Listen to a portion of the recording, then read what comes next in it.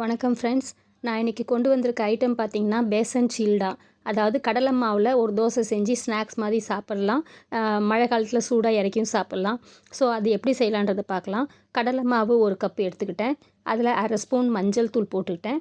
அதில் 1 ஸ்பூன் வந்து மிளகாத்தூள், காஷ்மீரி மிளகாத்தூள், 1 ஸ்பூன் ஜீரகம், உப்பு தேவையான அளவுக்கு இதை சேர்த்துட்டு இதை வந்து கெண்டு வராமல் அழகாக தண்ணியை விட்டு குழச்சி ஒரு தோசை பத அளவுக்கு நம்ம அதை கரைச்சி வச்சுக்கணுங்க. இது வந்து பார்த்திங்கன்னா நீங்கள் கொழுப்பாக இருக்கலாம், கடலை மாவாச்சே அப்படின்லாம் சொல்லிட்டு நீங்கள் சொல்லலாம். இதோ இந்த மாதிரி பதம் வரணுங்க. நம்ம வெளியில் பஜ்ஜி போண்டாலாம் வாங்கி சாப்பிட்றதுக்கு வீட்டில் இது வந்து ஒரு அர்ஜென்ட்டுக்கு ஒரு நல்ல ஸ்நாக்ஸ் ஐட்டம், டிஃபன் ஐட்டம் மாதிரி செஞ்சு கொடுக்கலாங்க. ஸோ இது நார்மலாக நம்ம தோசை ஊற்றுற மாதிரி தான் இந்த தோசையும் பண்ணணும். ஸோ இதுக்கு வந்து தடவி விட்டதுக்கப்புறம் சைட்லலாம் எண்ணெய் போட்டுட்டு 2 பக்கமும் வந்து திருப்பி போட்டு ரோஸ்ட் ஆகிற வரைக்கும் வறுக்கணுங்க.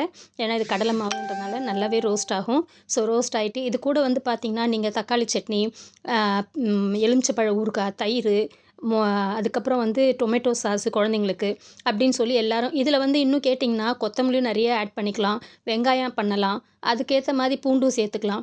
ஸோ அதுக்கேற்ற மாதிரி தோசையோட இது வந்து பார்த்திங்கன்னா ஊத்தப்பம் சைஸ் மாதிரி இறக்கலாம். கண்டிப்பாக நல்லாயிருக்கும். பண்ணி பாருங்கள். சூடாக டேஸ்ட்டான பேசன் சீல்டா ரெடி. டேஸ்ட் எப்படி இருக்குன்னு சொல்லுங்கள்.